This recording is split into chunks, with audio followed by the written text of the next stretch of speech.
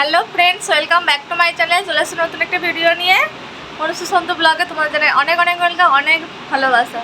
তো এখন দেখো এই যে রেডি হয়ে গিয়েছি, তো এখন যাব বিয়ে বাড়ি। তো আমার ছেলেটা প্রথম বিয়ে বাড়ি, না এর আগে একটা গিয়েছিল একটুখানি, তো এখন অনেকক্ষণ টাইমের জন্য যাচ্ছে। তো সোনুর প্রথম বিয়ে বাড়ি কেমন কাটলো না কাটলো সেটাই তোমার সাথে শেয়ার করবো। তো চলো ভিডিওটা দেখতে থাকো। এই যে দেখো মা বাবুকে নিয়ে যাচ্ছে, আর এই যে এখন আমরা অটো ধরবো। আর এখন আমরা দেখো অটোতে উঠে পড়েছি। তো রাস্তাঘাট ভীষণ জ্যাম ছিল, অনেকক্ষণ পরে অটো পেলাম। তো এরপর দেখো আমরা অটো থেকে নেমে গেছি। তো আমরা এখন বিয়ে বাড়িতে পৌঁছে গেছি। আর বিয়ে বাড়িটা এই যে দেখো কত সুন্দর সাজিয়েছে। তো এই যে এরকম প্রথম গেট দেখলাম, হাত পাকা টোপর পাটাসি, তো ফুল দিয়ে। আর এইগুলো সব অরিজিনাল ফুল ছিল, গাঁদা ফুল আর ওই যে জুঁই ফুল দেখো সাদা সাদা ঝুলছে। তো ভীষণ ভীষণ সুন্দর সাজিয়েছিল, মানে আমাদের তো ভীষণ ভালো লেগেছে। আর ভিতরটা দেখো অনেক বড় ফাঁকা জায়গা ছিল। আর এই যে রাইস দিয়ে পুরো ছাতা মতো প্যান্ডেল করা ছিল, মানে খুব সুন্দর লাগছিল। মানে এই রকম খোলামেলা বিয়েবাড়িতে আমি ফার্স্ট টাইম গেলাম।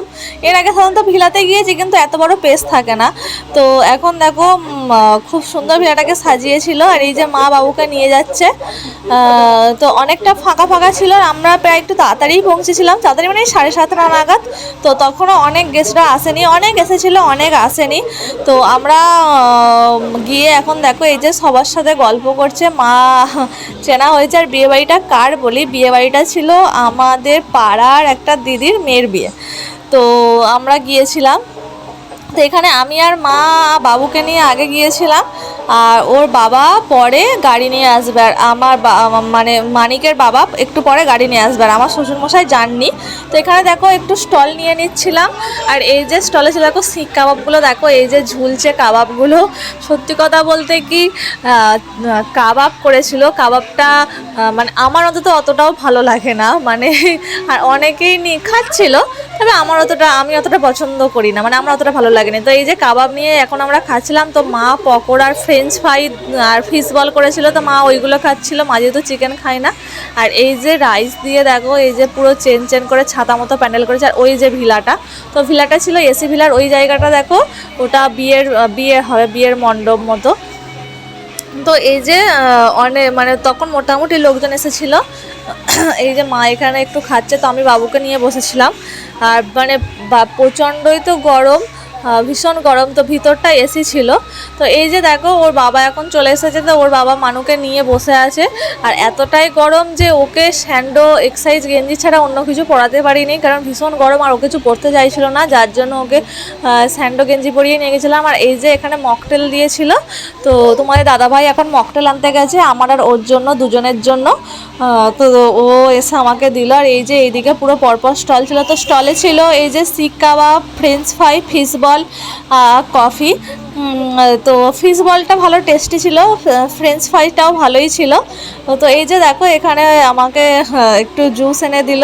তো এখানে দেখো আমরা একটু শরবত খেয়ে নিচ্ছি। আর এটা খুব সুন্দর টেস্টি করেছিল, ভীষণ ভালো লাগছিল খেতে। তো অনেকটা ঠান্ডা ঠান্ডা ছিল, যদিও খুব একটা ঠান্ডা আমি খাই না, কারণ বেবির জন্য। আর এই যে তারপর দেখো আমি একটু আনতে গেলাম, এটা কিছুক্ষণ পর, তারপর একটু ঘুরে টুরে। তো দেখো কিছুক্ষণ পর আমিও দেখো এখন একটু জুস নিতে গেলাম। আর এত গরম ছিল যে এই মকটেলের এই জুসগুলো বেশ দারুণ লাগছিল। আর আমি যখন মানে নিতে গিয়েছিলাম, তো আমি বললাম একটু লিচি দাও। তো ওখানে দেখো এই লিচি ফ্লেভারের দিল।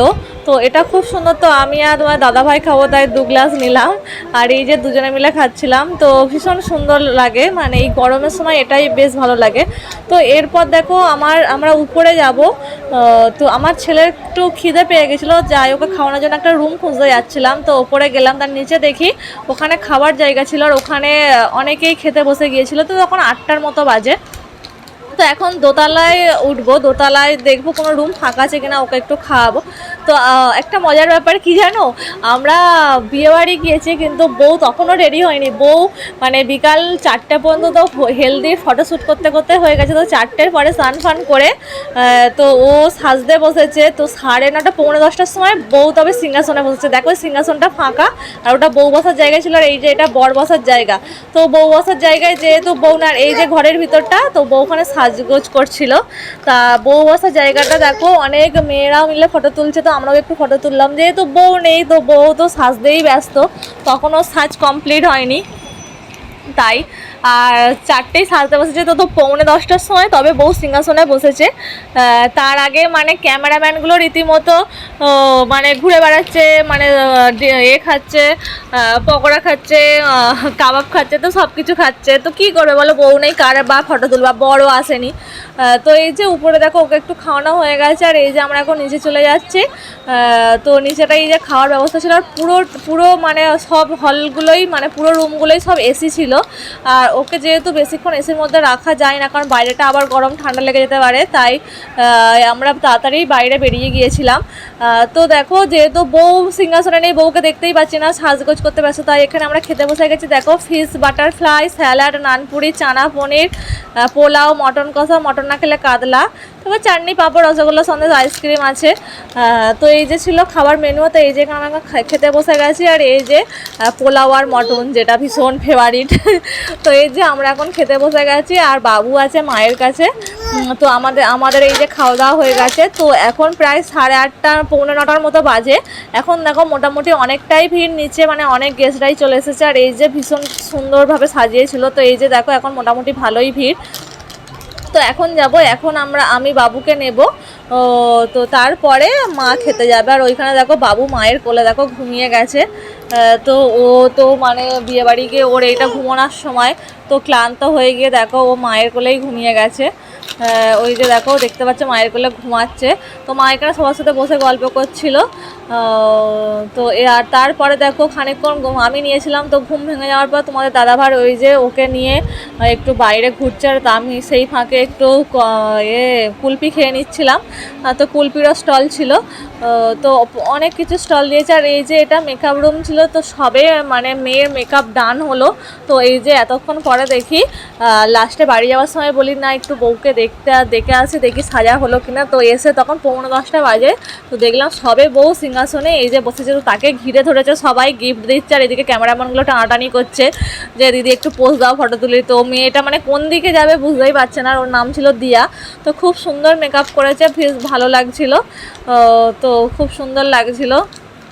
দেখো ওর ওড়নাটা ভীষণ সুন্দর, আমার তো ভীষণ ভালো লেগেছে, আর বেশ দারুণ লাগছিল। তো দেখো সবাই গিফট দিতেই ব্যস্ত, আর এদিকে ক্যামেরাম্যানগুলোও টানাটানি করছে, মানে একটু যে ফটো তুলবো মানে সেই অবস্থাও ছিল না। যাই হোক কটা ওরই ফটো তুললাম নিয়ে, আর এই যে পুরো ভরে গেছে। তো ক্যামেরাম্যান দাদাগুলো এই যে মা ওকে এখানে গিফট দিয়ে মা ওর সাথে কথা বললো।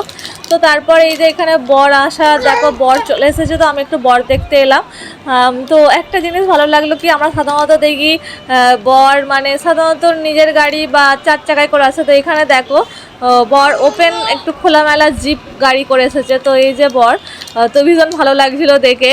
মানে এই ধরনের গাড়িতে বর আসছে, আমার বেশ নতুনত্ব লেগেছে। আমি সাধারণত আগে দেখিনি, হয়তো তোমরা অনেকেই দেখে থাকতে পারো, বাট আমার নতুন লেগেছে। আর মেয়ের বাড়ি আর ছেলের বাড়ি প্রায় একই জায়গায় কাছাকাছিই ছিল, সেই জন্য এরকম গাড়িতে। আর বেশ ভালো লাগছিল। দেখো দুজনকে, ওই যে দিয়ার মা মানে দিদি টিঙ্কুদি, তো দিদি ভীষণ সুন্দর সেজেছিলেন। তো এই যে জামাইটা, তো যেহেতু ওদের লাভ ম্যারেজ ছিল, তো সবই আগে থেকে চেনা জানা, তো সবাই খুব সুন্দর সেজেছিল। এই যে টিঙ্কুদি আর জামাইরাকে বেশ ভালো লাগছিল।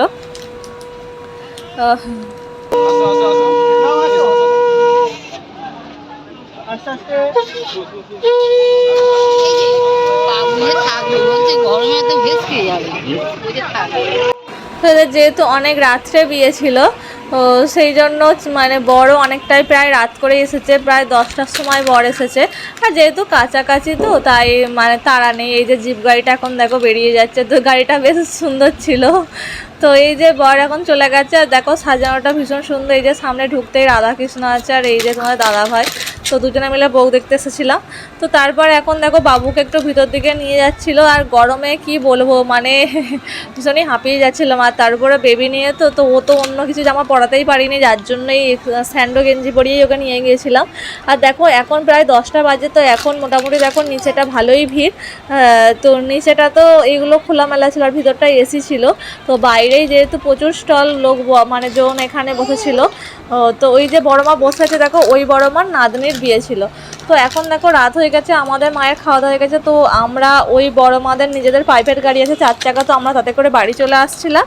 আর তোমার দাদাভাই পিছনে গাড়ি স্কুটি করে আসছিল।